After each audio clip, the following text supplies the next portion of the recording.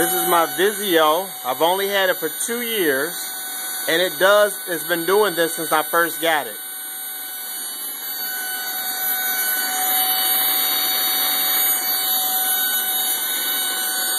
Do anybody else have this problem? I basically have to unplug it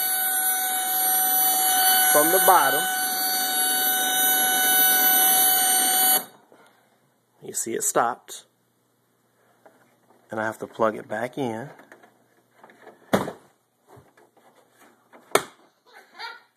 Be quiet. Be quiet, I feel. Okay. And I'm turning it back on.